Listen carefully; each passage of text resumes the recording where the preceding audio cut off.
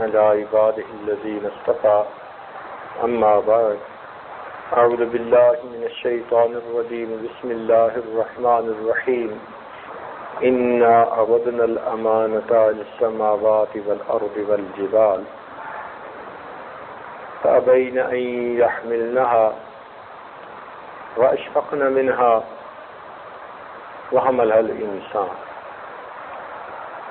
إنه كان ظلوما جهولا سبحان ربك رب العزة عما يصفون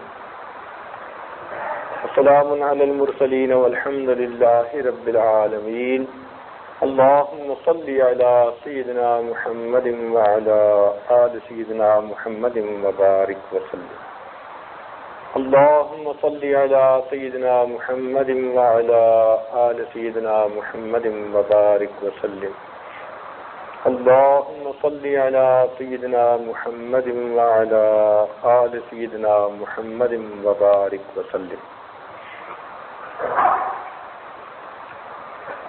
إنا عرضنا الأمانة ہم نے پیش کیا اپنی امانت کو علی السماوات آسمانوں پر والارض اور زمین پر والجبال اور پہاڑوں پر فابین ان یحملنها ان سب نے اس بار امانت کو اٹھانے سے معذرت کر دی کہ یہ ہمارے بس سے باہر ہے، ہم کمزور ہیں، ہم سے آپ کی خلافت کا بوجھ نہیں اٹھایا جا سکتا۔ وَأَشْفَقْنَ مِنْهَا اور ڈر گئے، وَحَمَلَهَا الْإِنسَانُ اور انسان نے اس کو اپنے کندھوں پر اٹھا لیا۔ إِنَّهُ كَانَ ظَلُومًا جَهُولًا بڑا ظلوم اور بڑا جہول ہے۔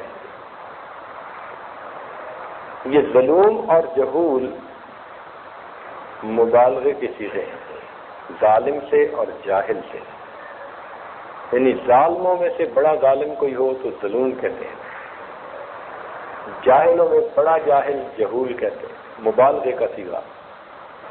اب ظاہر میں تو نظر آتا ہے کہ ان دو الفاظ کے ذریعے انسان کی برائی بیان کی گئی، لیکن مفسرین نے لکھا کہ انہی دو الفاظ میں اس کی اچھائی بھی موجود ہے۔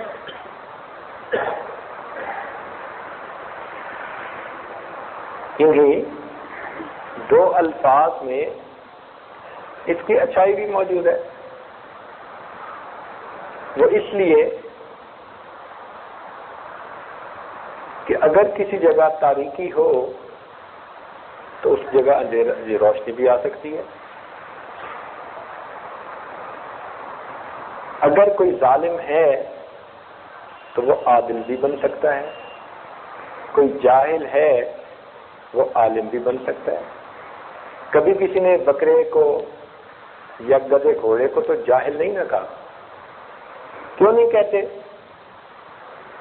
کہ اس کے اوپر یہ اس لفظ کا اطلاق ہی نہیں ہو سکتا، اس میں اللہ نے عقل ہی نہیں رکھی۔ چونکہ اس میں عقل ہی نہیں رکھی گئی، علم وہ حاصل ہی نہیں کر سکتا، لہذا عالم یا جاہل دونوں لفظ اس کے اوپر لگ ہی نہیں سکتے۔ تو جہاں ظالم کا لفظ استعمال ہو سکتا ہے، اگر وہ اپنے آپ کو سنوار لے تو اس کے اوپر عادل کا لفظ بھی اطلاق ہو سکتا ہے۔ اور جو جاہل ہے اگر وہ محنت مجاہدہ کر کے علم حاصل کرے تو وہ عالم بھی بن سکتا ہے۔ تو دیکھنے میں یہ دو لفظ انسان کی نقائص بیان کر رہے ہیں، مگر اسی نقص میں اس کی خوبی چھپی ہوئی ہے۔ پیار سے کہا، یوں سمجھیے جیسے باپ بیٹے کی کسی شرارت سے باپ سے بڑا خوش ہو کہ بڑا نالائق ہے۔ اب اس نے ظاہر میں لفظ کون سا استعمال کیا؟ بڑا نالائق ہے، لیکن نالائق کہنے کا اصل مقصد اس کا کیا تھا کہ اس کی شرارت پہ خوش ہوا، کہتے یہ بڑا نالائق ہے۔ اب اس وقت نالائق کا لفظ اس کے لیے عیب نہیں ہوتا، بلکہ اس کی صفت سمجھا جاتا ہے۔ تو تو اسی طرح یہ ظلوم اور جہول کے الفاظ یہ انسان کا نقص نہیں بلکہ اس کی صفت کو ظاہر کر رہے ہیں. تو اللہ رب العزت نے انسان کو اپنا خلیفہ، اپنا نائب، اپنی صفات کا مظہر عطم بنایا ہے، اور اس پر وہ بوجھ ڈالا گیا کہ جو کسی اور مخلوق کے اوپر نہیں ڈالا گیا. اسی لیے اللہ تعالیٰ نے انسان کو اشرف المخلوقات فرمایا. کہیں تو کہا وَلَقَدْ كَرَّمْنَا بَنِي آدم، ہم نے بنی آدم کو بڑی شرافت کرامت عطا کی. اور کہیں کہا وَفَضَّلْنَاهُمْ عَلَىٰ كَثِيرٍ، ہم نے بہتوں پر اس کو فضیلت عطا کی. تو یہ انسان کی خوبیاں ہیں جو اللہ رب العزت بیان فرماتے ہیں. تاہم یہ امانت ایک بوجھ تھا کہ اس دنیا میں اللہ رب العزت کا نائب بن کر زندگی گزارے. جیسے اللہ تعالیٰ فرماتے ہیں یا داؤد انا جعلناک خلیفۃ فی الارض، اے داؤد ہم نے آپ کو زمین میں اپنا خلیفہ، اپنا نائب بنایا.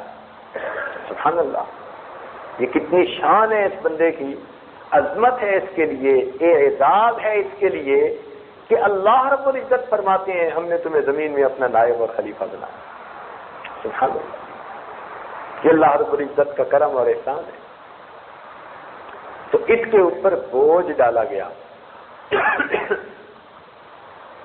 اور ایسا بوجھ کہ جس کو پہاڑ اور زمین اور آسمان نہ اٹھا سکے. تو اس کا مطلب ہے کوئی معمولی بوجھ بھی نہیں تھا، بوجھ کافی وزنی تھا. اب اس بوجھ کے لفظ سے ایک دو باتیں سمجھ لیجئے گا کہ جب کسی پر بوجھ لادا جاتا ہے تو اس کا لحاظ بھی رکھا جاتا ہے. جب کسی پر بوجھ لادا جاتا ہے تو اس کا لحاظ بھی رکھا جاتا ہے. جس مالک کا گدھا بوجھ اٹھانے والا ہو تو مالک کو اسے چارہ ڈالتے ہوئے کوئی تنگی نہیں ہوتی. جو گھوڑا سواریوں کا بوجھ کھینچنے والا ہو مالک کو اسے گھاس کھلاتے کوئی دکھ نہیں ہوا کرتا، وہ کہتا ہے یہ میرا بھاگنے والا گھوڑا ہے. تو اصول کی بات یہ ہے کہ جب کسی پر بوجھ ڈالا جائے اور وہ بوجھ کو قبول کر لے، اٹھا لے، تو اٹھانے والے کو انعام دیا جاتا ہے، اس کی رعایت کی جاتی ہے، اس کا خیال رکھا جاتا ہے. اب شریعت کا یہ اصول سامنے رکھ لیجئے تو بات سمجھ میں آ جائے گی کہ اللہ رب العزت نے گدھے کو پیدا ہی کیا بوجھ اٹھانے کے لیے. گدھے کا اور کوئی مقصد نہیں، فقط بوجھ کا اٹھا کر ایک جگہ سے دوسری جگہ پہنچانا. تو جب گدھے کو پیدا ہی اس لیے کیا، اب گدھے کے گوشت کو انسان کے لیے حرام کر دیا، کوئی بندہ اس کو حلال نہیں کر سکتا. کیوں؟ بوجھ اٹھانے کے لیے پیدا کیا تھا. ایک طرف بوجھ ڈالتے اور دوسری طرف چھری پھیرتے. وہ کہتا میرے ساتھ انصاف کہاں کا کہ میں ایک کام آتا ہوں اور اوپر مجھ پر چھری پھیری جاتی ہے. تو حسن دیکھیے شریعت کا کہ اگر اس پر بوجھ لادنے کا کام لیا گیا تو اب اس پر چھری پھیرنا منع فرما دیا، کیونکہ اس نے بوجھ اٹھانا ہے، اس کا مقصد بوجھ کا اٹھانا ہے، اس لیے اس کو رعایت دے دی گئی. اور دیکھیے باندی وار پرزنر عورت ہوتی ہے جو اسلام کے خلاف جنگ کے اندر آئی، شامل ہوئی اور گرفتار ہوئی، وہ باندی بن جاتی ہے. آج کے دور میں تو ان کو بہت کڑی سزائیں دی جاتی ہیں، کھانے میں ان کو ایسے ایسے کیمیکل دیے جاتے ہیں کہ وہ بالکل پاگل بن جاتے ہیں، ان کی زندگی کسی کام کی نہیں رہتی. لیکن اسلام نے اس کا اچھا حل بتایا. لہذا غلام اور باندی یہ مستقل ایک مسئلہ ہے. اتنا حسین حل دنیا میں کوئی دوسرا پیش نہیں کر سکا. تو باندی اگر کسی کے پاس ہو اور وہ اس کو نہیں سپورٹ کر سکتا تو اجازت ہے کہ اب اس باندی کو آپ دوسرے کو دے دیں اور اس کے بدلے کچھ پیسے دے سکتے ہیں. تو شریعت نے اس بات کی اجازت دی تاکہ ایک آدمی بوجھ نہیں اٹھا سکتا، سپورٹ نہیں کر سکتا تو وہ دوسرے کو دے دے. اور باندی سے شریعت نے مرد عورت کے جو تعلقات ہیں ان کی بھی اجازت دے دی. او ما ملکت ایمانکم قرآن پاک کا حکم ہے. لیکن شریعت کا حکم دیکھیے کہ حکم دیا اگر باندی کسی مرد سے حاملہ ہو جائے گی اب یہ بندہ اس باندی کو آگے بیچ نہیں سکتا. کیوں؟ اس باندی نے اس کے حمل کا بوجھ اٹھا لیا. باندی نے اس مرد کے حمل کا بوجھ اٹھا لیا. اب جب بوجھ اٹھا لیا تو اب اس کی رعایت ہو گئی. اب اس کو تم بیچ نہیں سکتے. جب بھی تم اپنے سے دور کرنا چاہو گے اسے آزاد ہی کرنا پڑے گا. تو ایک اصولی بات سامنے آئی کہ جب کوئی بھی بوجھ اٹھاتا ہے اس کا حق بن جاتا ہے، اس کی رعایت کرنی ہوتی ہے. تو اگر جانوروں میں اور غلاموں باندیوں میں اگر کوئی بوجھ اٹھاتا ہے شریعت اس کے حقوق کی رعایت کر کر اس کو بھی آزادی دیتی ہے، انعام دیتی ہے. تو جو انسان بار امانت اٹھائے گا اور دنیا کے اندر اللہ کا نائب اور خلیفہ بن کر زندگی گزارے گا اللہ رب العزت بھی اس کے لیے انعام عطا فرمائیں گے. تو بار امانت تو ہے مگر یہی انسان کی قابلیت کا سبب ہے. اچھا یہاں پر ایک نقطہ اور، اللہ رب العزت قیامت کے دن نبی علیہ الصلوۃ والسلام سے فرمائیں گے کہ آپ اپنی امت کے علماء کو پیش فرمائیں. آپ اپنی امت کے علماء کو پیش فرمائیں. نبی علیہ الصلوۃ والسلام ساری امت کو پیش کر دیں گے.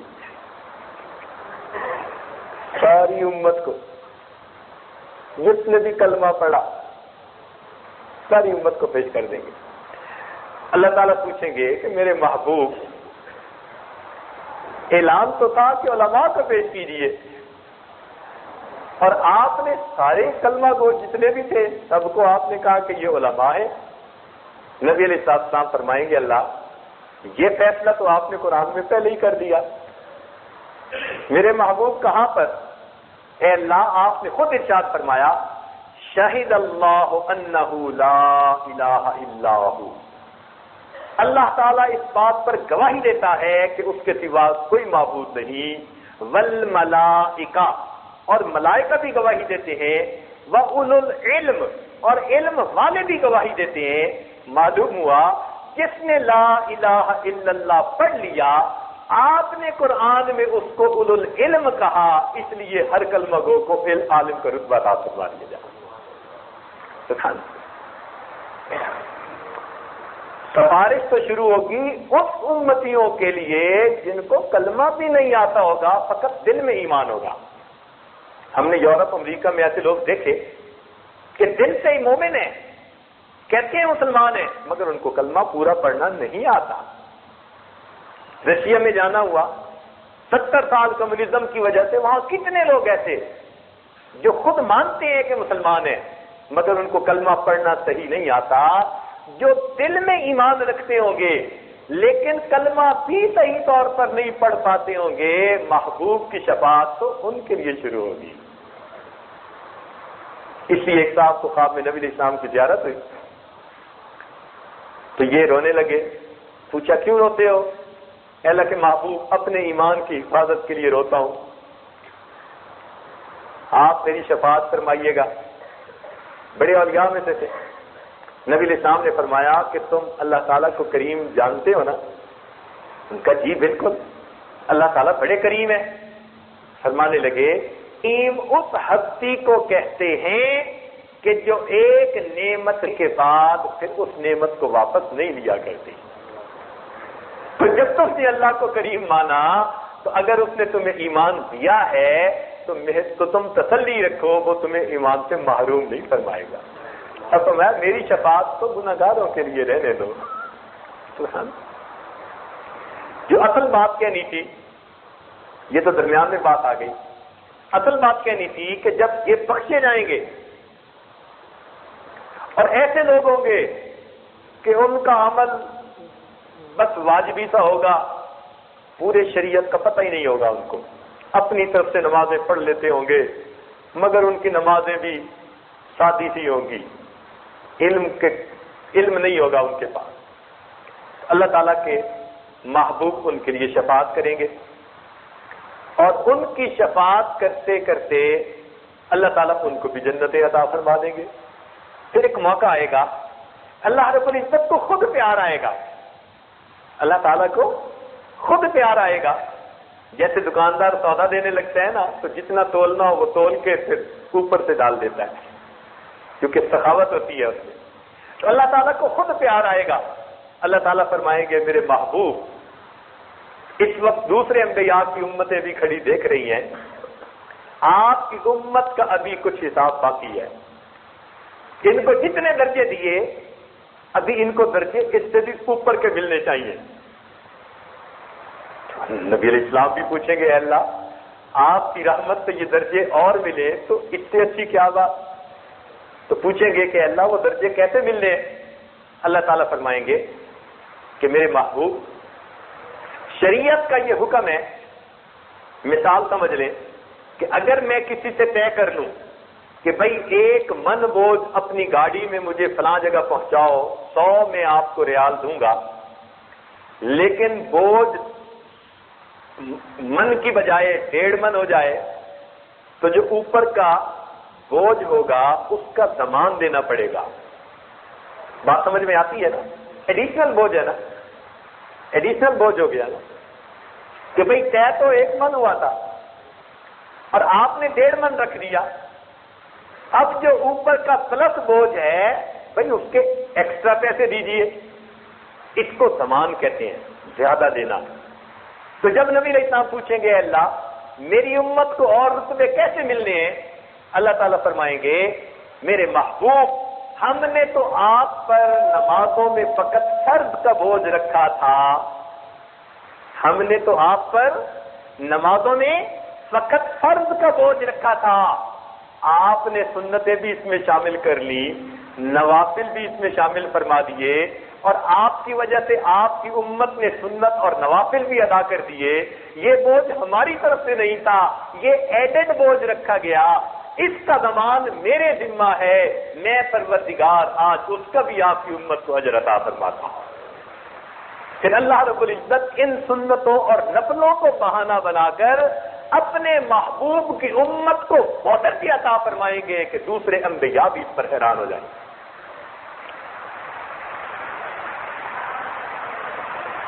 تو بار امانت یہ انسان کے اوپر رکھا گیا.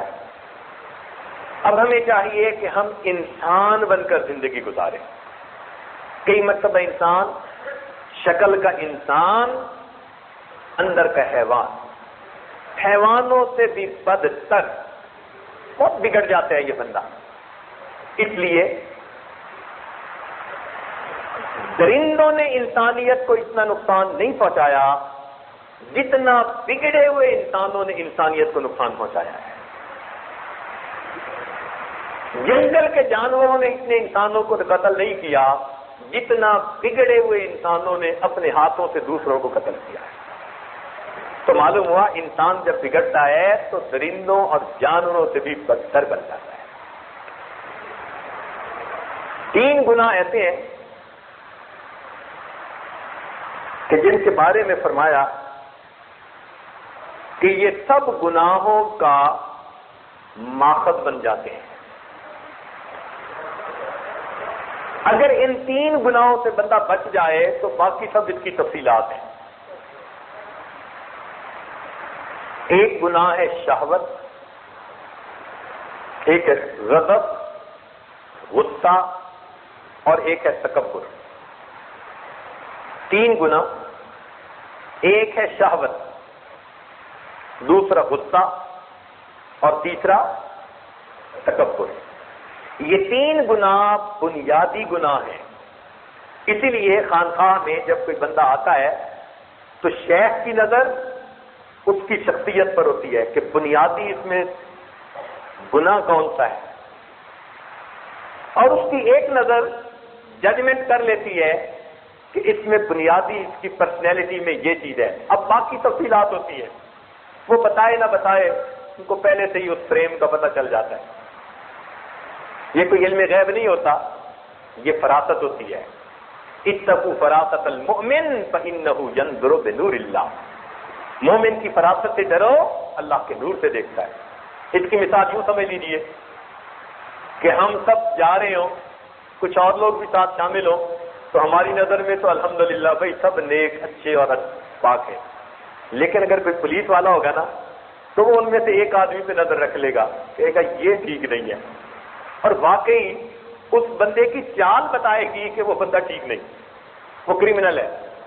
تو جس طرح ایک پولیس والے کو اپنے تجربے کی بنیاد پر فہم مل جاتی ہے کہ بندے کو دیکھتے ہی پہچانتا ہے کہ اس کی چال ٹھیک نہیں، اسی طرح اللہ والوں کو بھی روحانیت کی دنیا میں محنت کرتے کرتے اللہ تعالیٰ ایسی فراست دے دیتے ہیں کہ ان کو بھی بندے کی حقیقت کا ادراک ہو جاتا ہے، پتہ چل جاتا ہے. اس لیے کوئی بندہ یہ نہ سوچے کہ میں شیخ کو میٹھی میٹھی باتیں بتاتا رہوں گا اور ان کو حقیقت کا پتہ نہیں چلے گا. آج تو وقت ایسا آ گیا کہ خواب بھی سناتے ہیں تو اس کا وہ حصہ جو ان کی نظر میں اچھا ہوتا ہے، اور جو اپنی نظر میں خواب کا حصہ برا ہوتا ہے وہ گول. سمجھتے ہیں شیخ سے بھی ٹھگی کر لیں گے. یہ کیسے ہو سکتا ہے بھائی؟ سمجھے؟ اللہ رب العزت ان کے دلوں میں ایسی باتیں ڈال دیتے ہیں. یہ اللہ تعالیٰ کی طرف سے فراست ہوتی ہے. فراست کے بارے میں چلیں، بات چل گئی، ایک دو واقعات آپ کو سناتا چلوں. حضرت عمر رضی اللہ عنہ کا دور خلافت ہے. سیدنا علی کرم اللہ وجہ رات کو سوئے ہوئے ہیں اور خواب میں ان کو نبی علیہ الصلوۃ والسلام کا دیدار نصیب ہوا. یہ واقعہ البدایہ والنہایہ میں لکھا ہوا ہے، سند کے ساتھ کہہ رہا ہوں. خواب میں دیدار ہوا اور کیا دیکھا کہ نبی علیہ الصلوۃ والسلام نے نماز پڑھائی اور حضرت علی عنہ نے پیچھے نماز پڑھی. اب دیدار کی اپنی خوشی، پیچھے نماز پڑھنے کی دگنی خوشی.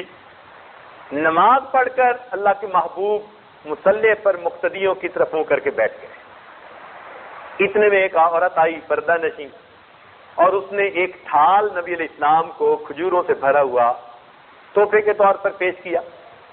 نبی علیہ السلام نے قبول فرما لیا اور اس میں سے 2 کھجوریں آپ نے حضرت علی عنہ کو بھی دی. اب جب انہوں نے کھائیں تو بڑی لذیذ، بڑی مزیدار، بس مزہ آ ہی رہا تھا کہ اتنے میں آنکھ کھل گئی. اب خواب میں ان کو 3 خوشیاں ملی.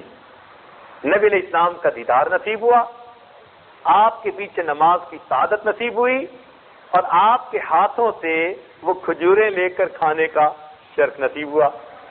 چنانچہ آپ اٹھ کر تہجد پڑھنے لگے. فجر کا وقت ہو گیا. فجر کی نماز پڑھنے کے لیے آپ مسجد نبوی میں تشریف لائے. حضرت عمر رضی اللہ عنہ نے آ کر امامت کی. مگر حیران کن بات یہ تھی کہ خواب میں جو صورتیں نبی علیہ السلام نے پڑھی تھی عمر بن الخطاب نے بھی وہی صورتیں پڑھی. جب نماز پڑھا لی تو مقتدیوں کی طرف وہ بھی اپنا رخ کر کے بیٹھ گئے. اللہ تعالیٰ کی شان دیکھیے کہ ایک خاتون اس وقت ایک ٹوکری کھجوروں کی بھری ہوئی لائی. کہنے لگی امیر المومنین آپ کی خدمت میں تحفہ پیش کرنے کے لیے لائی ہوں. انہوں نے قبول کر لیا اور انہوں نے 2 کھجوریں اس میں سے اٹھا کر حضرت علی عنہ کو دے دی. حضرت علی عنہ نے ان کو کھایا، وہ بڑی مزیدار تھی. جب کھایا تو جی چاہا کہ اور بھی ہوں، تو آپ نے کہا امیر المومنین مجھے کچھ اور بھی دیجیے. تو جب آپ نے کہا کہ کچھ اور بھی دیجیے تو عمر رضی اللہ عنہ مسکرائے، فرمانے لگے اگر خواب میں آپ کو نبی علیہ السلام نے اور دی ہوتی تو میں بھی اور دے دیتا. یہ فراست ہوتی ہے. اللہ تعالیٰ دلوں میں یہ باتیں ڈال دیا کرتے ہیں. ہم چونکہ گناہوں بھری زندگی گزارتے ہیں، ہمارے لیے ان باتوں کو سمجھنا ذرا مشکل ہے. ان سے پوچھئے جو اپنے آپ کو اللہ کے حوالے کر چکے، اب پروردگار ان کے دل کو آئینے کی مانند بنا دیتے ہیں، بالکل آئینے کی مانند.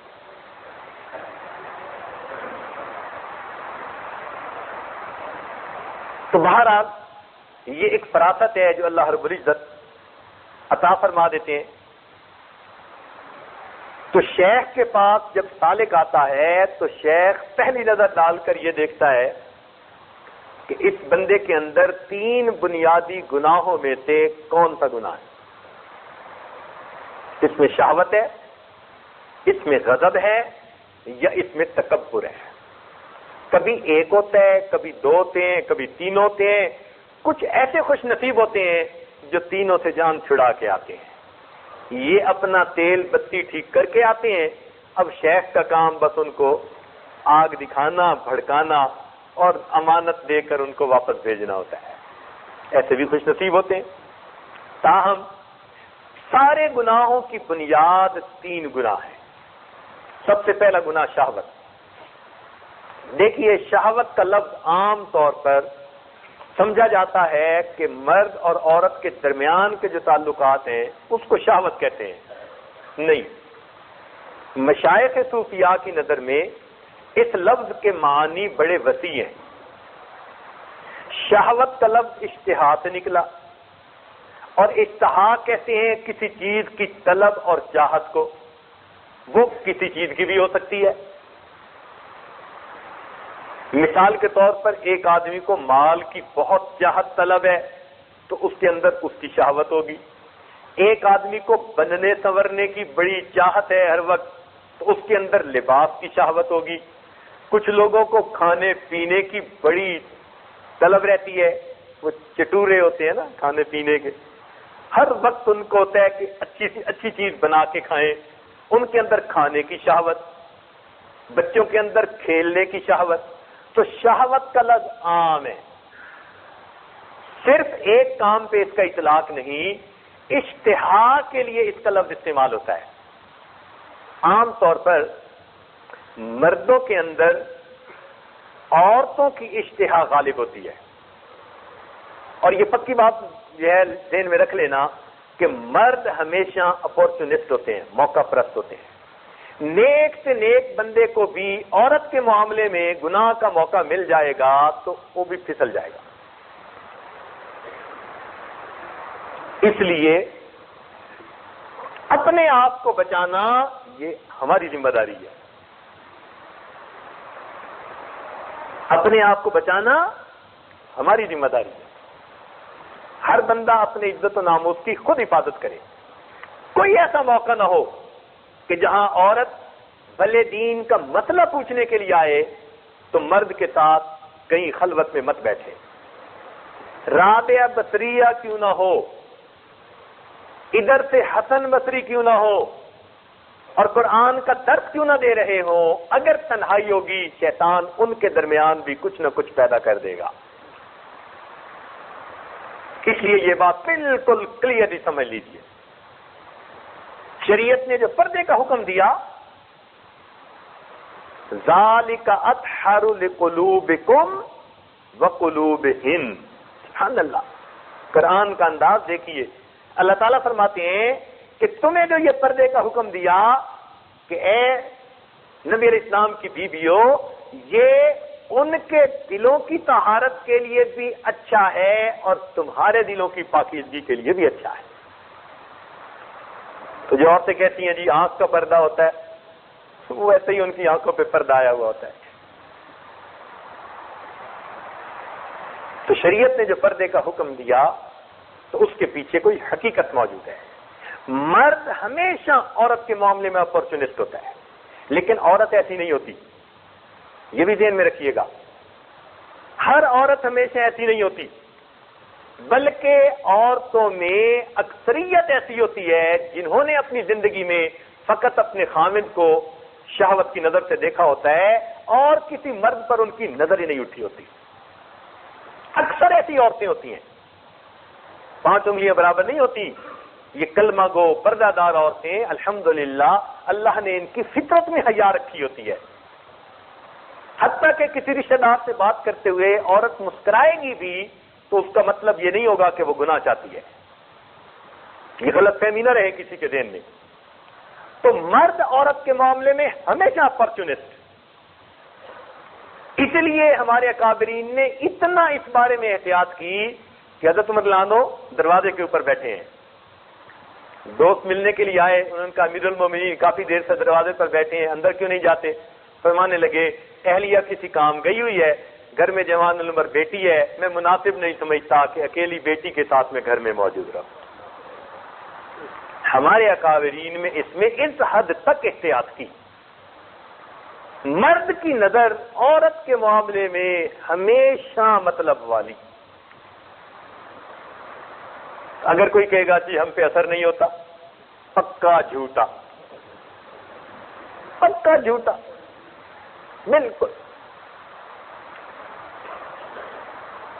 اللہ نے فطرت ایسی بنا دی ہے، مرد کے اندر عورت کے بارے میں اشتہا اتنی رکھ دی ہے، اس میں ایک شادی کا بھی مسئلہ نہیں اور 4 شادیوں کا بھی مسئلہ نہیں، اس میں عمر کا بھی مسئلہ نہیں،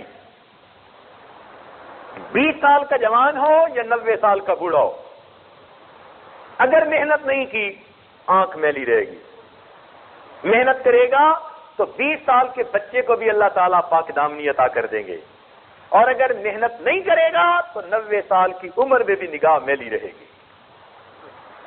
اس حاجت کے پاس ایک آدمی آیا، اس کے پورے جسم پر مجھے کالا بال نظر نہیں آتا تھا، آنکھوں سے رویا، کہنے لگا دعا کیجئے موت سے پہلے پہلے میں غیر محرم پر حریص نظر سے بچ جاؤں، اور مجھے اس کے پورے بدن پر کوئی کالا بال نظر نہیں آتا تھا، اور اس نے دل کی بات کھولی، کہنے لگا حضرت میں کیا چھپاؤں آپ سے، آپ طبیب ہیں، میں مریض ہوں، میں علاج چاہتا ہوں۔ کہنے لگا اب حالت یہ ہے کہ میں کسی کام کے قابل ہی نہیں، لیکن دل کی حرص کا میں کیا کروں، آنکھوں کی میل کا میں کیا کروں، یہ میرے بس میں نہیں، میں نمازوں میں کھڑا ہوتا ہوں یہی سوچ ہوتی ہے، مجھے خواب یہی نظر آتے ہیں، مجھے چلتے پھرتے ان پر نظریں یہی پڑتی ہیں، مجھے بچا لے، ایسا نہ ہو میرا ایمان سلب ہو جائے۔ تو بڑھاپے میں بھی یہ حالت ہوتی ہے۔ تو شہوت کی جب بات چلی، چونکہ یہ تربیتی مجالس ہیں، ان میں کچھ باتیں ذہن میں بٹھانی پڑتی ہیں سالکین کے، تو نوجوان سالک یہ مت سمجھے کہ شادی ہو جائے گی تو اب میں ٹھیک ہو جاؤں گا۔ شادی کیا کرتی ہے؟ 4 بھی شادیاں ہو گئیں تو کچھ نہیں ہونا، بلکہ جب کچھ بدن میں طاقت ہی نہ رہے کسی کام کی، تب بھی یہ حرص اور ہوس ختم نہیں ہوا کرتی، پہلے سے بھی بڑھ جایا کرتی۔ تو اس کا تعلق تزکیہ کے ساتھ ہے، عمر کے ساتھ، شادی کے ساتھ نہیں، اس کا تعلق تزکیہ کے ساتھ ہے۔ تو مرد کے اندر عام طور پر عورت کے بارے میں شہوت بہت زیادہ، اس لیے جس مرد کو کوئی حسینہ اور جمیلہ عورت نسب والی ہو اپنی طرف گناہ کے لیے بلائے اور وہ کہے میں اللہ سے ڈرتا ہوں، اللہ رب العزت ایسے نوجوان کو قیامت کے دن عرش کا سایہ عطا فرمائیں گے۔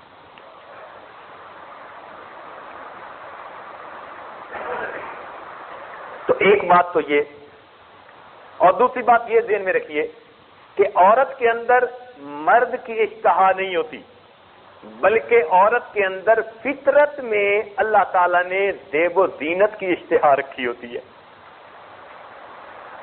چنانچہ وہ کپڑے جوتی کے پیچھے دیوانی، اس کا دل کرے گا آج جو کپڑے پہنے ہیں نا بس کل نئے پہنوں، جو ڈیزائن میں پہنوں ایسا ڈیزائن کسی کے پاس نہیں ہونا چاہیے۔ کپڑے بنوائے گی تو چھپا چھپا کے رکھیں گی، پہننے سے پہلے کسی عورت کی نظر نہ پڑ جائے۔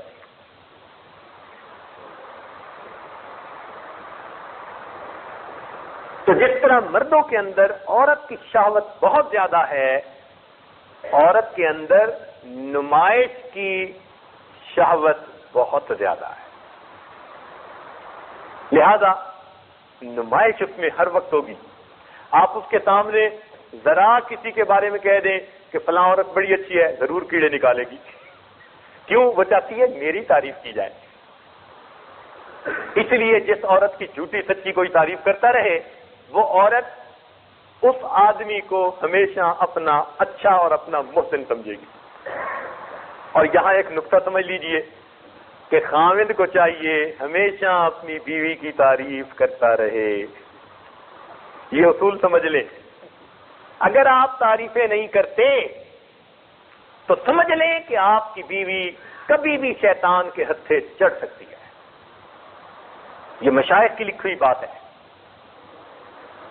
اس کی تعریف کرتے رہیں. آخر اچھے کام بھی تو کرتی ہے نا بھائی، وقت پہ کھانا دیتی ہے، بچوں کا خیال رکھتی ہے، گھر کا خیال کرتی ہے، رشتہ داروں کے ساتھ جن سے ہم چاہتے ہیں اچھا سلوک رکھیں وہ اچھا سلوک رکھتی ہے. یہ کتنی اچھائیاں ہیں، تو ہم ان کی اچھائیوں پہ تعریف ضرور کرتے رہیں. عورت ہمیشہ اس کی متمنی رہتی ہے میرے خاوند کی زبان سے میری تعریف ہو. اور جب خدمت کر کر کے بھی خاوند کی زبان سے کوئی الفاظ نہیں نکلتے، ذرا سی بات پہ سڑی ہوئی بات کرتا ہے میں نے دوسری شادی کر لینی ہے، تو پھر عورت مایوس ہو کے سمجھ لیتی ہے کہ اس کے ساتھ میری زندگی کا گزارا نہیں. جوان لڑکیاں اپنے لیے پھر دوسرے راستے ڈھونڈنے شروع کر دیتی ہیں. سمجھے؟ اس لیے بیوی کی تعریف کرنے میں ہمیشہ فراخ دل ہونا چاہیے. آپ کو یاد ہے نبی علیہ الصلوۃ والسلام نے اپنی اہلیہ صاحبہ سیدہ عائشہ صدیقہ رضی اللہ تعالیٰ عنہا کی دلداری کے لیے ان کو 9 عورتوں اور ان کے خاوند کی کہانیاں سنائی. شاہ الاولاک ہیں، سید الاولین ہے. جتنا خشوع، جتنا خضوع، جتنا خوف خدا اللہ کے اس محبوب کے دل میں تھا اس کا کوئی تصور نہیں کر سکتا، مگر اپنی بیوی کی دلداری کے لیے اس سے پہلے سے چلی آئی کہانیاں جو تھیں مختلف خامدوں اور بیویوں کی، نبی علیہ السلام نے اپنی اہلیہ کو وہ کہانیاں سنائی. صوفی صاحب ذرا دل کے کانوں سے سننا، کیونکہ جو تسبیح پکڑ لیتے ہیں نا یہ پھر سمجھتے ہیں کہ بیوی تو بندہ ہی نہیں، بیویوں کے حقوق کا خیال نہیں کرتے. سمجھتے ہیں ہم تو پیر صاحب کی صحبت میں آ کے بس جیسے نیک بن گئے نا وہ گھر بیٹھی ویسے ہی نیک بن جائے. بھئی آپ نے صحبت پائی، باتیں سنی، توجہات لی، اس بیچاری کو بھی اگر یہ ساری چیزیں ملتی وہ بھی نیک بن جاتی. لیکن نہیں، ہم سمجھتے ہیں بس ہم چونکہ بدل گئے اس کو آٹومیٹک بدل جانا چاہیے. ایسے نہیں ہوتا. تو گھر کے اندر گھرداری کے کچھ اصول ہوتے ہیں، اس کا لحاظ خیال کرنا پڑتا ہے. ہوتا کیا ہے، ایک صاحب آئے کہنے لگے حضرت دفتر میں بھی میں بڑا اچھا سمجھا جاتا ہوں، بڑے جولی موڈ میں رہتا ہوں، اور دوست احباب بھی مجھ سے بڑی محبت کرتے ہیں، میں بھی ان کے ساتھ اچھا وقت گزارتا ہوں. پتہ نہیں کیا بات ہے حضرت گھر آتا ہوں تو بس غصہ سا چڑھا ہوا ہوتا ہے، موڈ بس آف ہی رہتا ہے. بیوی بات کرتی ہے تو بس میرا دل کرتا ہے اس کو ڈانٹ دوں، بچوں کو ڈانٹ دوں. اب بتائیے اس کا گھر کیسے بسے گا؟ اس کا گھر کبھی نہیں بس سکتا. ایک صاحب آئے کہنے لگے حضرت میں اتنا تنگ ہوں، سوچ رہا ہوں بیوی کو طلاق دے دوں، اور عمر اس کی ابھی 30 سال بھی مشکل سے ہوئی تھی، بیوی کو طلاق دے دوں. میں نے کہا طلاق دینا چاہتے ہو یا علاج کرنا چاہتے ہو؟ کہنے لگے جی علاج چاہتا ہوں. میں نے کہا علاج میں بتاؤں گا، کرنا آپ نے، پھر اس کے بعد آپ کو طلاق دینے کی ضرورت پیش نہیں آئے گی. کہنے لگے جی میں حاضر ہوں. میں نے کہا کہ جو میں کہوں گا اس کو اپنے اوپر لازم سمجھ کے اس پر عمل کرنا. کہنے لگا ٹھیک. اب اس کے بارے میں اس عاجز کو اسی وقت اندازہ ہو گیا کہ بھئی کیا شخصیت ہے اور کیا اس کا حدود ضربہ ہے. میں نے کہا کہ میری نصیحت یہ ہے کہ آپ جب بھی دفتر سے گھر اپنے جایا کریں اپنے اہل خانہ کو سلام کیا کریں اور اپنی اہلیہ کا بوسہ لیا کریں. اب یہ بات تو عجیب سی ہے لیکن اتنی سی بات پہ گھر آباد ہونا تھا. اب ہوا کیا، بات اصل میں یہی تھی. یہ گھر آتا تھا تو بس بڑے موڈ کے ساتھ، نہ بیوی، وہ بیوی بیچاری 3 گھنٹے انتظار میں، آئے گا تو مل کے کھانا کھائیں گے، اور صاحب آتے تو جناب کھانے میں ہی نقص نکالنے شروع کر دیتے. اس بیچاری کے 3 گھنٹے کا انتظار کس کام کا. ابھی اولاد ہوئی نہیں تھی اور میاں بیوی دونوں ہی تھے. تو عورت تو بیچاری سارا دن مرد کی منتظر کہ آئے گا، کوئی بات کریں گے، بیٹھیں گے، اور اس کا موڈ آف، گھر میں بھی دفتر کے کھاتے لے کے بیٹھ جاتا۔ اب میں نے اسے کہا کہ بھائی تم نے میری اس بات پہ عمل کرنا ہے۔ 3 مہینے کے بعد میاں اور بیوی دونوں آئے، کہنے لگے جی آپ کا شکریہ ادا کرنے آئے ہیں، جتنی اچھی زندگی اب ہم گزار رہے ہیں کوئی انسان اس کا تصور بھی نہیں کر سکتا۔ میں نے کہا دیکھو تم نے نبی علیہ السلام کی سنت کو چھوڑا تھا۔ نبی علیہ السلام کی سنت مبارکہ یہ ہے، سیدہ عائشہ صدیقہ رضی اللہ عنہا فرماتی ہیں آپ جب بھی گھر تشریف لاتے تھے اہل خانہ کو سلام کرتے تھے، مسکراتے ہوئے چہرے کے ساتھ آیا کرتے تھے۔ اب ہم میں سے کتنے ہیں جو گھر میں داخل ہوتے ہیں مسکراتے ہوئے چہرے کے ساتھ؟ یہ بھی تو سنت ہے اور پکی سنت ہے، کوئی شک نہیں ہے، اس کی روایت پکی موجود ہے۔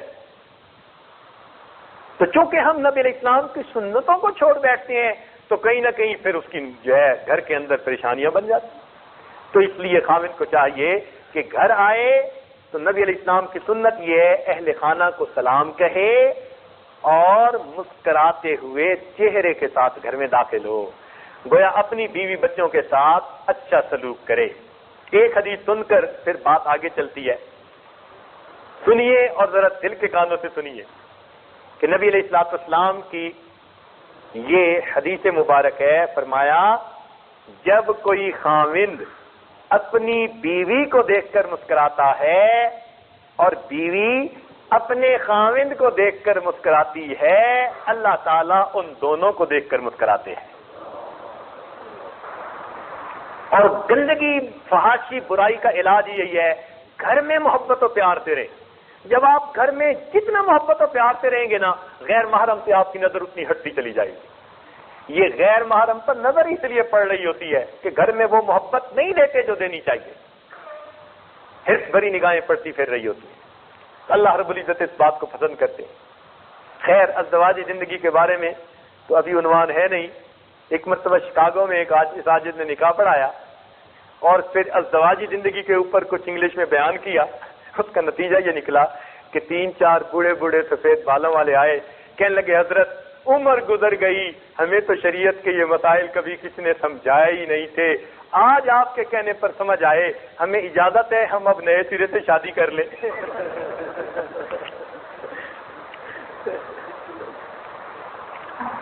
تو پہلا گناہ شہوت۔ شہوت کا کیا مطلب؟ اشتہا۔ تو مرد کے اندر اللہ رب العزت نے فطرتاً عورت کی طرف اشتہا زیادہ رکھ دی، اور عورت کے اندر اللہ تعالیٰ نے فطرتاً نمود و نمائش کی اشتہا زیادہ رکھ دی۔ لہذا عورت کو اگر بن سنور کے بے پردہ باہر نکلنے کی اجازت ملے، وہ ہر قسم کے خاوند کے پاس رہنے کو تیار ہے، اس کی خواہش پوری ہو رہی ہے۔ اس لیے عورتوں کی تربیت میں شیخ کو کچھ اور خیال سامنے رکھنا پڑتا ہے، مردوں کی تربیت میں شیخ کو کچھ اور چیز سامنے رکھنی پڑتی ہے۔ مریض کی بیماریوں میں فرق ہوا کرتا ہے۔ اسی طرح بچوں کے اندر کھیل کود کی اشتہا، ان کا جی چاہتا ہے کہ بس ہر وقت ہم کھیل کود کرتے پھریں۔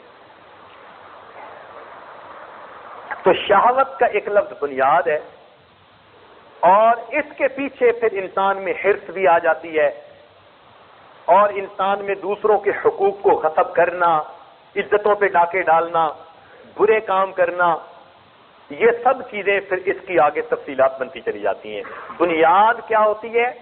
شہوت۔ دوسرا گناہ غضب۔ غضب کہتے ہیں غصے کو، اور غصہ یہ اتنی بری مرض ہے کہ انسان کو حیوان بنا دیتی ہے۔ جتنے گھر برباد ہوتے ہیں، کوئی گھر خوشی کی حالت میں برباد نہیں ہوتا، سب غصے میں۔ یہ جتنی طلاقیں ہوتی ہیں، کبھی خوشی میں کسی نے طلاق دی، آ کے کہتے ہیں حضرت بس میں غصے میں طلاق دے بیٹھا۔ تو بھائی کبھی کسی نے خوشی میں بھی طلاق دی تو ہمیشہ غصے میں ہی جاتی ہے۔ تو غصہ انتہائی برا، غصے کی وجہ سے بندہ بعض اوقات زبان سے ایسے کلمے کہہ دیتا ہے کہ بسا اوقات وہ کلمات کفر ہونے کی وجہ سے یہ اسلام سے خارج ہو جاتا ہے۔ غصے کی وجہ سے ایسے الفاظ کہہ دیتا ہے. اللہ اکبر. اس لیے یہ بہت بری مرض ہے. اس لیے نبی علیہ الصلوۃ والسلام نے غصے سے بچنے کے لیے بہت ساری نصیحتیں بھی فرمائی اور طریقے بھی بتائے غضب سے بچنے کے لیے. تیسری چیز ہے تکبر. اب تکبر جو ہے کیا مطلب کہ میں بڑا ہوں, انا خیر منہ, میں اس سے بہتر ہوں, عارفونی, مجھے پہچانو, میں بڑی شے ہوں. تکبر کی وجہ سے ہوا. نبی اللہ تعالیٰ نے ارشاد فرمایا فرشتوں کو کہ اسجدوا لآدم, آدم علیہ السلام کی طرف سجدہ کرو. شیطان انکار کرنے لگا, ابا واستکبر وکان من الکافرین, اس نے بات نہ مانی, تکبر کیا اور کافروں میں سے ہو گیا. تو گویا عرش پر سب سے پہلا جو گناہ ہوا اس کی وجہ کیا بنی؟ تکبر بنا. لہذا جو تکبر کرے گا اس کا رشتہ شیطان کے ساتھ جو جڑے گا, جو عاجزی کرے گا اس کا رشتہ آدم علیہ السلام کے ساتھ جڑے گا. اچھا, ایک اور بات ذہن میں رکھیے کہ انسان کے بدن میں سب سے اونچی چیز کیا ہے؟ سر ہے نا. اور سب سے نیچی چیز کیا ہے؟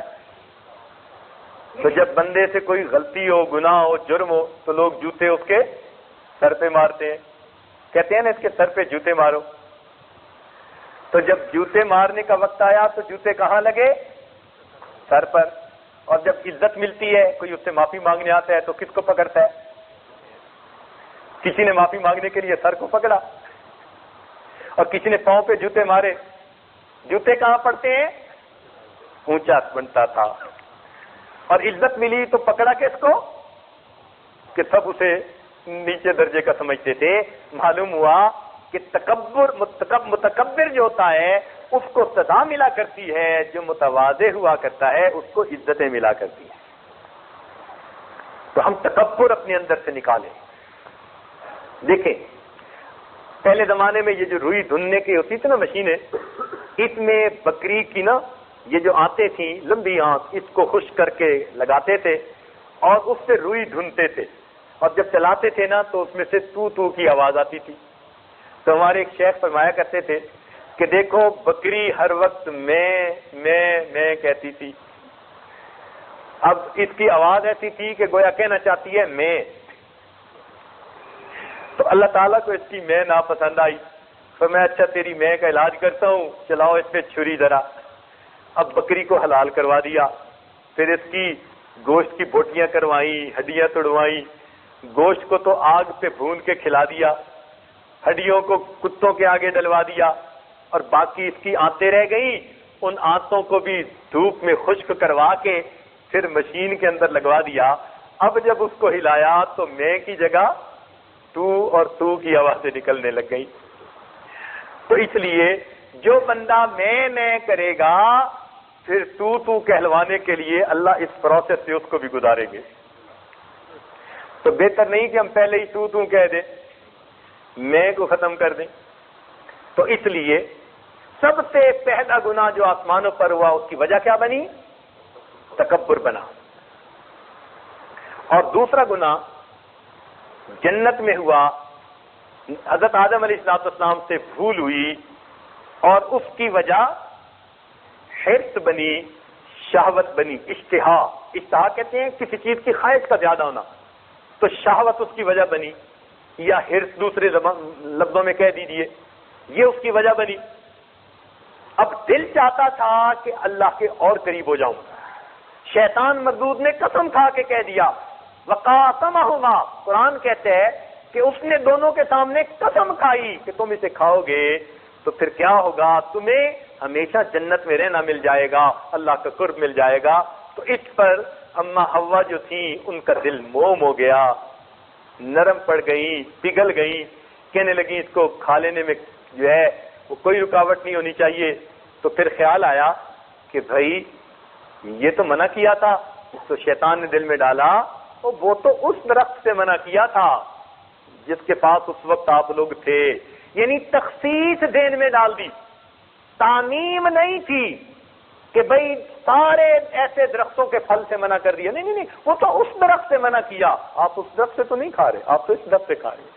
تو جب ذہن میں یہ بات آئی اور اس نے قسم کھا کر کہا، چنانچہ اس بھول کی وجہ سے انہوں نے کھا لیا، نتیجہ کیا نکلا؟ اللہ نے ان کو جنت سے زمین پر اتار دیا۔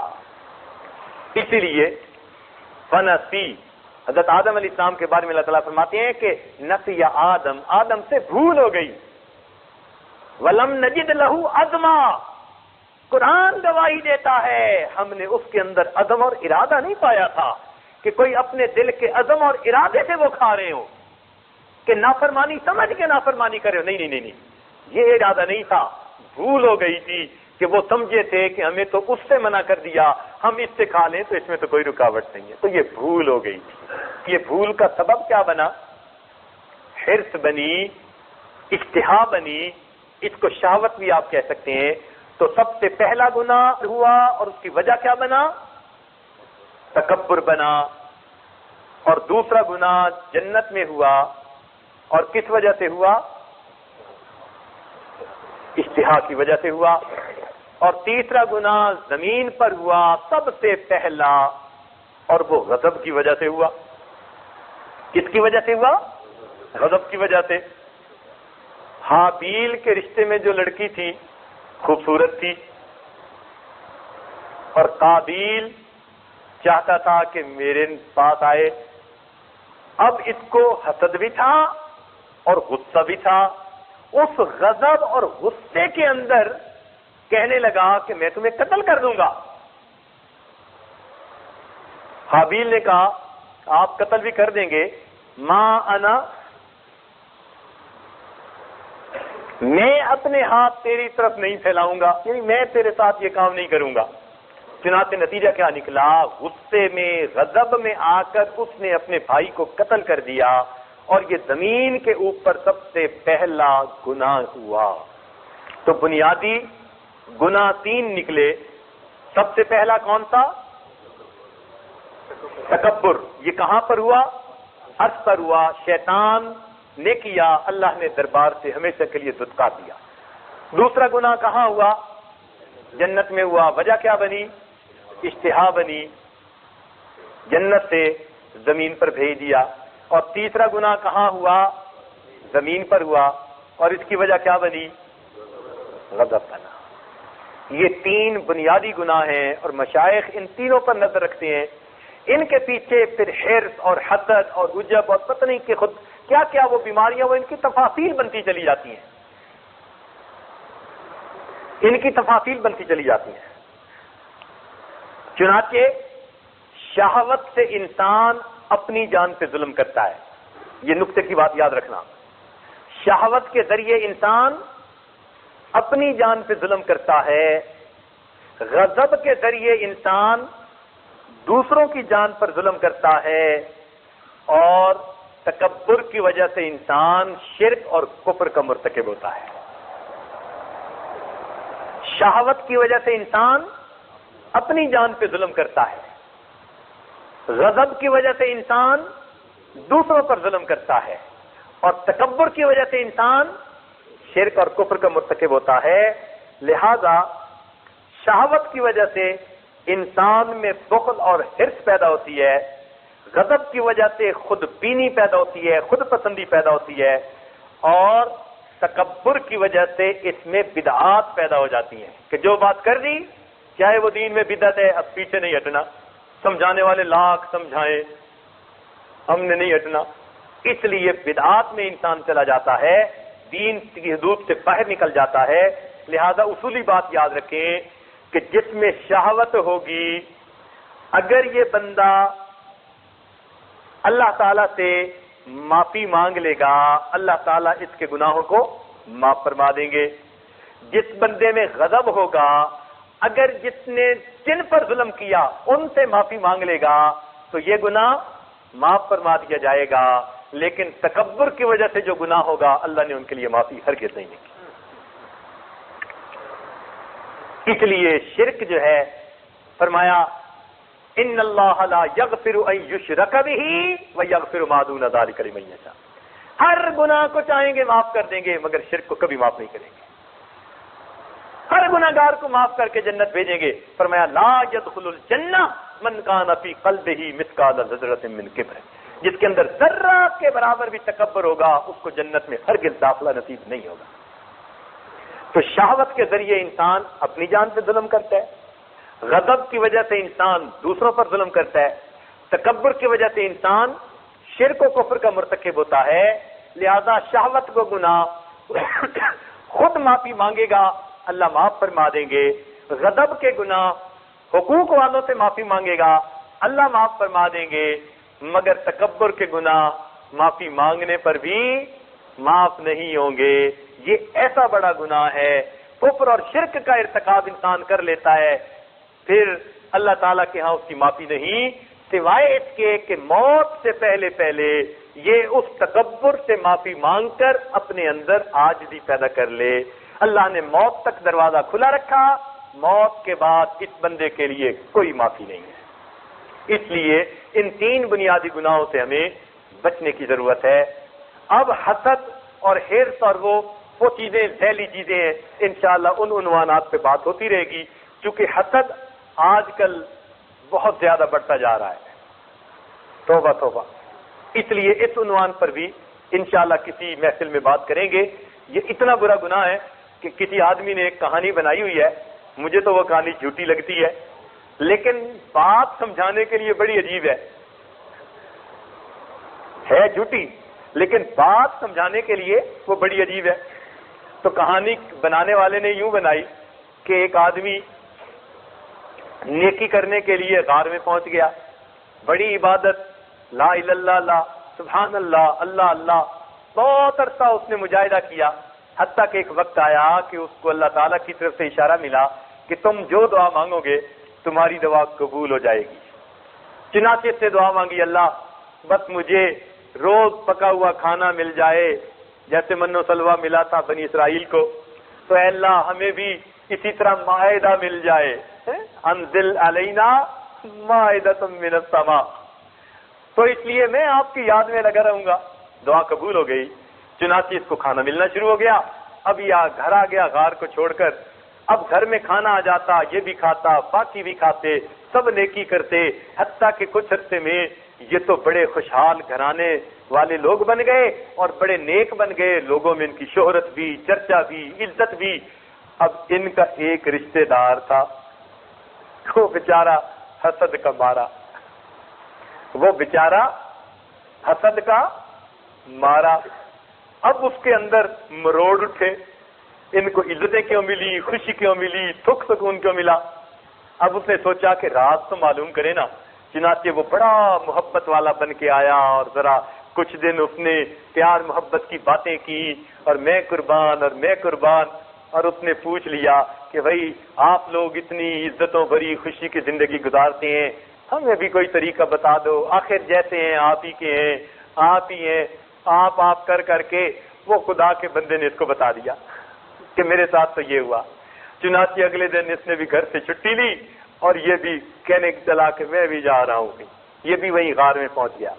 اب وہاں جا کر اس نے بھی خوب مجاہدہ کیا، خوب تسبیح، الا اللہ، اللہ اللہ، خوب جناب نمازیں، حتیٰ کہ کافی عرصہ جب یہ بھی مجاہدہ کرتا رہا تو ایک قبولیت کی گھڑی ایسی تھی کہ اس پر بھی القاء ہوا کہ اے بندے یہ قبولیت دعا کا وقت ہے، ایک دعا جو بھی مانگے گا قبول کر لی جائے گی۔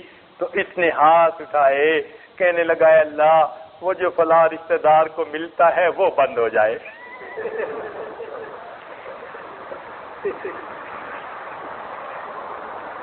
اس کو حسد کہتے ہیں۔ یعنی یہ نہیں مانگا کہ مجھے بھی مل جائے، نہیں، جو اسے مل رہا ہے نا وہ بند ہو جائے۔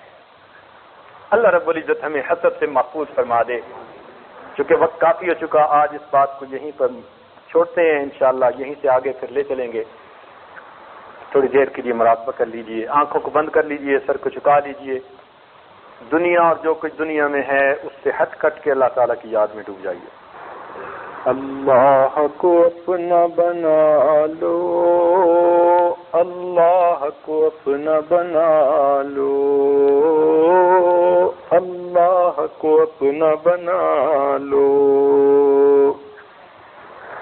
یہ زندگی ایک مہلت ہے، روٹھے ہوئے رب کو منا لو،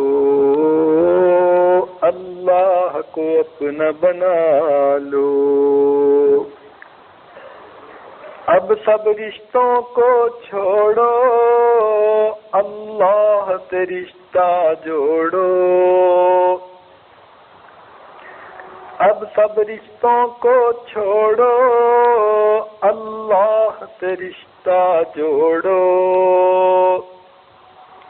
ہر غیر سے اب ہٹ کٹ کے اللہ سے لو لگا لو،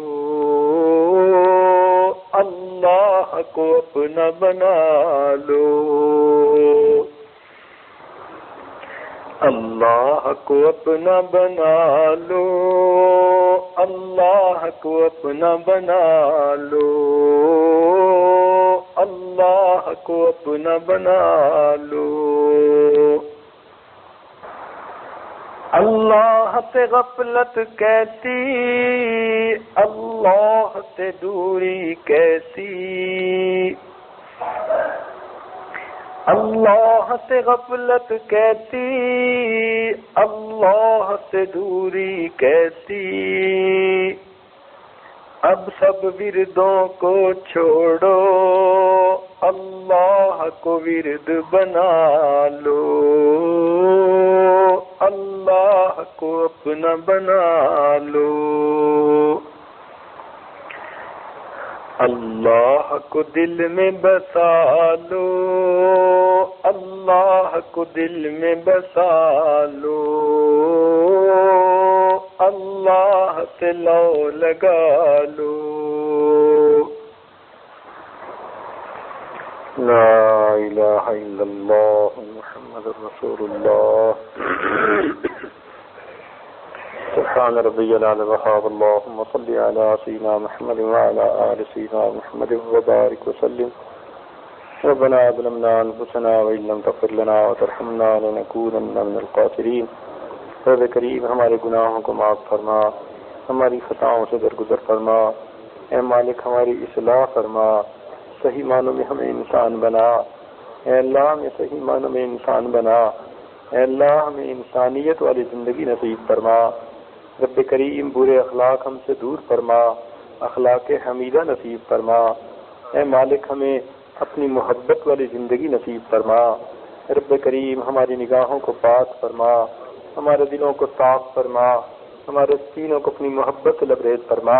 اپنے عشق کی آتش ہمارے سینوں میں پیدا فرما، ہمارے انگ انگ سے اپنے ذکر کو جاری فرما، روئے روئے سے اپنے ذکر کو جاری فرما، ہڈی ہڈی بوٹی بوٹی میں اپنی محبت پیدا فرما. اے مالک ہمارے روزوں کو قبول فرما، تراویح کو قبول فرما. رب کریم اعتکاف میں جتنے لوگ بیٹھے ہیں سب کے بیٹھنے کو قبول فرما. میرے مولا ہم دل شکستہ بندے آپ کے در کو پکڑ کر بیٹھے ہیں، ہمیں اپنے گناہوں کا اچھی طرح اندازہ ہے. میرے مالک آپ کے سامنے تو دودھ کا دودھ پانی کا پانی ہے، آپ کے سامنے تو کوئی جھوٹ نہیں بول سکتا. رب کریم ہم بہت بگڑے ہوئے ہیں، ہم اپنی اصلاح چاہتے ہیں. میرے مولا اگر آپ کا در پکڑ کر بیٹھے پھر بھی اصلاح نہ ہوئی تو کب ہوگی؟ اللہ اس موقع سے ہمیں فائدہ عطا فرما دیجئے. رمضان کی بابرکت گھڑیوں میں افطاری کے وقت دعائیں قبول ہوتی ہیں. میرے مالک ہماری دعا قبول کر لیجئے، ہمیں بھٹکنے سے بچا لیجئے، پھسلنے سے بچا لیجئے، ضائع ہونے سے بچا لیجئے، شیطان کا لقمہ بننے سے بچا لیجئے. میرے مالک ہم پر احسان فرمائیے، میرے مالک ہماری مدد فرمائیے. اللہ جس طرح ڈوبتا ہوا شخص دوسروں کو مدد کے لیے پکارتا ہے، اللہ ہم گناہوں کی دلدل میں دسنے والے آپ کو مدد کے لیے پکارتے ہیں. میرے مولا ہماری مدد فرما. رب کریم ہمارے ساتھ اپنا فضل کا معاملہ فرما. اے اللہ ہمارے گناہوں کو معاف فرما، خطاؤں سے درگزر فرما، ہمارے دلوں کو منور فرما. اے اللہ ہمارے اندر سے حسد کو دور فرما، شہوت کو دور فرما. غضب کو دور فرما، تکبر کو دور فرما، اخلاق حمیدہ عطا فرما۔ رب کریم یہاں آنا رہنا بیٹھنا ہمارے لیے اخروی نجات کا سبب بنا، اپنے تعلق کا سبب بنا۔ جن دوست احباب نے دعاؤں کے لیے کہا یا عورتوں نے پیغامات بھجوائے، اللہ سب کی نیک حاجات کو پورا فرما۔ جو دوست کہنا چاہتے تھے نہیں کہہ سکے، اللہ ان کی بھی حاجات کو پورا فرما۔ ہمارے والدین عزیز اقارب مشائخ جو دنیا سے رخصت ہو چکے، اللہ ان کی مغفرت فرما۔ جن کی آپ نے مغفرت کر دی، قرب کے اعلیٰ درجات عطا فرما۔ اے اللہ جن کے ہمارے اوپر حقوق آتے ہیں، دنیا میں موجود ہیں یا چلے گئے، اللہ سب کو ان دعاؤں میں حصہ عطا فرما، اور قیامت کے دن ان کے حقوق سے ہمیں سبکدوش فرما۔ ربنا تقبل منا انك انت السميع العليم تب علينا انك انت التواب الرحيم صلى الله تعالى على حبيبه سيدنا محمد وآله وأصحابه أجمعين برحمتك يا أرحم الراحمين.